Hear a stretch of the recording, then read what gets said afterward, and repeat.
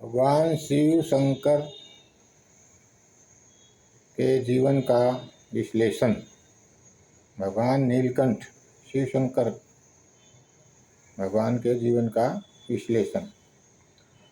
भगवान शिव को नीलकंठ कहा जाता है।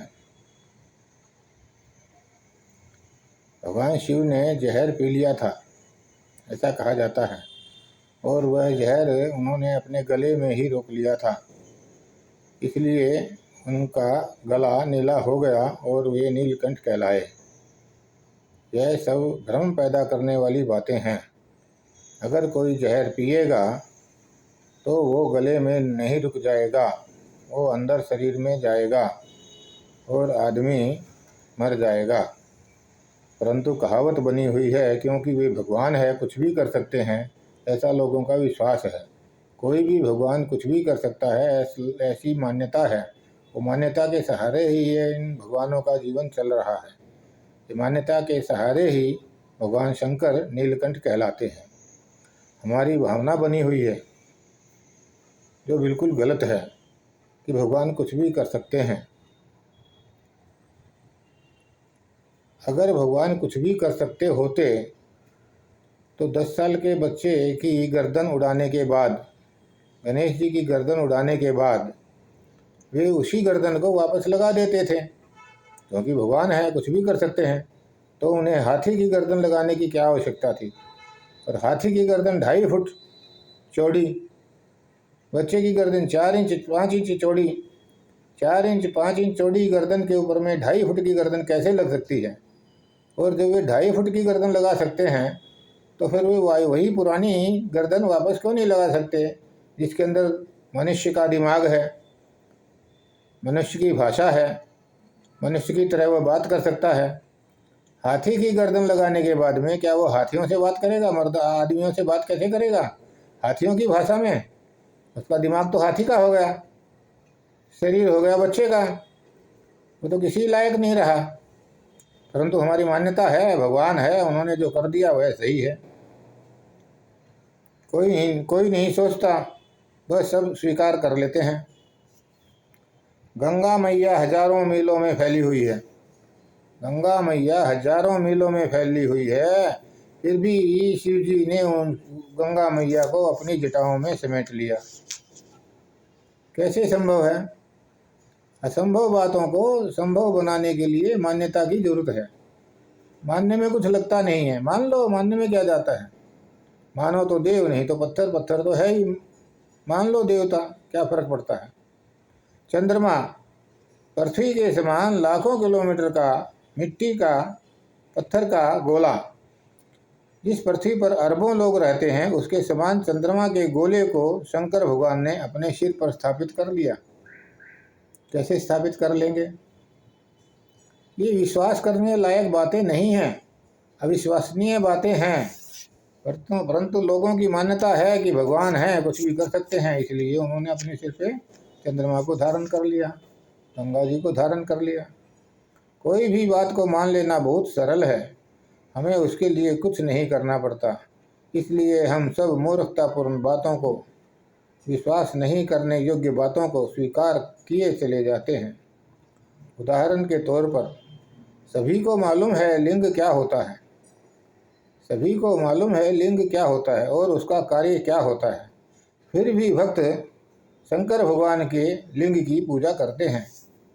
फिर भी लोग शंकर भगवान के लिंग की पूजा करते हैं, जिसे शिवलिंग कहा जाता है। जब लिंग ये भूल जाते हैं कि जब लिंग शरीर से अलग कर दिया जाता है तो वह किसी काम का नहीं रह जाता। फिर भी लोग शंकर भगवान के लिंग को पूजते हैं। भक्त बड़े भोले होते हैं। भगवान शिव ने 10 वर्ष के बच्चे की गर्दन काट दी और हाथी के बच्चे की गर्दन जोड़ दी। यह बात केवल अंध भक्त, श्रद्धालु और आस्थावान लोग ही स्वीकार कर सकते हैं। ये कहते हैं कि भगवान है, कुछ भी कर सकते हैं। जब पूजने के लिए शंकर भगवान है तो लिंग पूजने की क्या आवश्यकता है? जब पूजने के लिए शंकर भगवान है तो लिंग पूजने की क्या आवश्यकता है? जब वे पूजने के लिए शंकर भगवान है तो गणेश जी की पूजा करने की क्या आवश्यकता है? कोई नहीं सोचता। सब अपनी श्रद्धा और विश्वास के अधीन होते हैं और मान्यता के सहारे जो नहीं करना चाहिए वह भी करते चले जाते हैं। अब देखिए, भगवान शिव शंकर ने कुंभकर्ण को कहा, मैं खुश हूँ, मैं तेरी तपस्या से खुश हूँ, तू वर मांग। जब वो वर मांगने लगा तो ध्यान आया शंकर भगवान को कि यह तो वर मांगेगा इंद्रासन, और इंद्रासन तो मैं दे नहीं सकता। तो उन्होंने माँ सरस्वती का आह्वान किया और उन्हें प्रार्थना की कि वह कुंभकर्ण की जीवा पर बैठ जाए और उसके इंद्रासन को निद्रासन में बदल दे। सरस्वती मैया उनकी जीवा पर जाकर बैठ गई और जब कुंभकर्ण ने वरदान मांगा तो उन्होंने इंद्रासन के बदले में निद्रासन मांग लिया, जिससे भगवान शंकर ने कहा तथास्तु। और आपको मालूम है कुंभकर्ण 6 महीने सोता था और 6 महीने जागता था। मेरा कहना यह है कि हे भगवान शंकर, तुमने क्यों धोखा किया कुंभकर्ण से? क्यों तुम प्रसन्न हुए उसकी तपस्या से? क्यों तुमने वरदान देने का वायदा किया? क्यों तुमने सरस्वती माँ का आह्वान किया? सरस्वती माँ से गलत कार्य करवाया और तुमने खुद भी धोखा किया कुंभकर्ण के साथ में। क्या ऐसे भगवान होते हैं? क्या 10 साल की बच्ची के ऊपर तुम अंदर नहीं जा सकते? माताजी स्नान कर रही है, कितनी सी बात कहने पर इतना गुस्सा हो सकते हैं कि उस बच्चे की गर्दन उड़ा दी।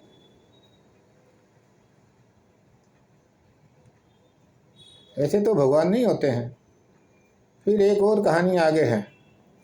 एक भक्त थे भस्मासुर, उन्होंने तपस्या करी भगवान शंकर की और उन्हें प्रसन्न कर लिया। भगवान शंकर ने कहा, भस्मासुर मैं प्रसन्न हूँ, वर मांग। भस्मासुर ने कहा, भगवान मैं जिसके सिर पे हाथ रख दूँ वह मृत्यु को प्राप्त हो जाए। भगवान शिव बोले तथास्तु। कुछ नहीं सोचा कि वो वरदान कैसा दे रहे हैं, ये वरदान देने लायक भी है या नहीं देने लायक है। ये तो उन्होंने तब भी नहीं सोचा जब रावण को वरदान दिया। रावण ने कहा कि मैं किसी के द्वारा मृत्यु को प्राप्त ना हूँ। तो भगवान शिव को कहना चाहिए था, मृत्यु तो निश्चित है, एक दिन तो मरना ही है, ऐसा कैसे हो सकता है कि तुम मृत्यु को प्राप्त ना हो? नहीं बोला, मैं किसी के द्वारा नहीं मारा जाऊँगा। अच्छा ठीक है, तुम किसी के द्वारा नहीं मारा जाओगे, केवल एक मानव, नर और वानर को छोड़ के। फिर जोड़ दिया, नर और वानर को छोड़ के। ये सब संत ब्राह्मणों की बनाई हुई छोटी छोटी कहानियाँ हैं जो एक के बाद दूसरे के साथ जोड़ दी जाती हैं। ऐसा कुछ वास्तव में होता नहीं है। शंकर भगवान कह सकते थे कि नहीं, मृत्यु तो निश्चित है, अटल है, वह तो जो जन्मा है वो तो मरेगा एक दिन। फिर तुम अमर कैसे हो सकते हो? अमर केवल नाम होता है, शरीर कोई अमर नहीं होता। भगवानों के शरीर भी अमर नहीं होते। जो भगवान आज तक हुए हैं सभी मृत्यु को प्राप्त हो चुके हैं। ये समझ लेने जैसा है। लेकिन हमारी मान्यता है क्या कि ये तो भगवान हैं, ये भगवान कैसे मर सकते हैं? अरे जब पैदा हुए हैं तो मरेंगे भी। लेकिन नहीं, कोई नहीं मानता। तो भस्मासुर को उन्होंने वरदान दे दिया, बोले तथास्तु। और भस्मासुर को वरदान मिलने के बाद में भस्मासुर की नज़र भगवान की पत्नी पार्वती पर पड़ी और वह पार्वती पर मोहित हो गया और उसने शंकर भगवान के सिर पर हाथ रख के शंकर भगवान को भस्म करने की दिल में ठान ली और वह दौड़ा भगवान शंकर के सिर पर हाथ रखने के लिए। अब भगवान शिव शंकर परेशान, वो अपने को बचाने के लिए दौड़े। आगे आगे भगवान शिव शंकर, पीछे पीछे भस्मासुर। भगवान शिव शंकर दौड़े दौड़े दौड़े दौड़े भगवान विष्णु के पास पहुँचे और बोले, भगवान मैंने इसको ऐसा वरदान दे दिया है कि जो जिसके सिर पे तू हाथ लगाएगा वह भस्म हो जाएगा, और अब यह मुझे ही भस्म करना चाहता है और मेरी पत्नी पार्वती से शादी करना चाहता है, मुझे बचाइए। तब भगवान विष्णु ने एक निपुण नारी का रूप रखा, नाचने वाली नर्तंगना का रूप रखा सुंदर, और वे नाचने लग गए। जैसे ही वो नाचने लग गए, उन्होंने भस्मासुर को कहा तुम भी नाचो। भस्मासुर भी नाचने लग गया। नाचते नाचते विष्णु भगवान ने अपने सिर पर हाथ रखा। उसके देखते देखते देखा देखी भस्मासुर ने भी अपने सिर पर हाथ रखा। वह भूल गया कि सिर पर हाथ रखने से मैं मर जाऊंगा, और जैसे ही उसने अपने सिर पर हाथ रखा वह मृत्यु को प्राप्त हो गया। ये लीला भगवान विष्णु ने रचाई भगवान शंकर को बचाने के लिए। ये कैसे भगवान है? एक भगवान गलती करता है, दूसरा भगवान उसकी गलती को सुधारने के लिए छल करता है। ऐसे तो भगवान नहीं होते हैं। हम तो क्या करें, मान्यता चली आ रही है, चल रहा है। हमें सोचना चाहिए वास्तविकता क्या है, सच्चाई क्या है, सही क्या है, गलत क्या है, और जो सही लगे उसे ही अपनाना चाहिए। अन्यथा हमें अंधभक्ति में नहीं पड़ना चाहिए। धन्यवाद, धन्यवाद, धन्यवाद।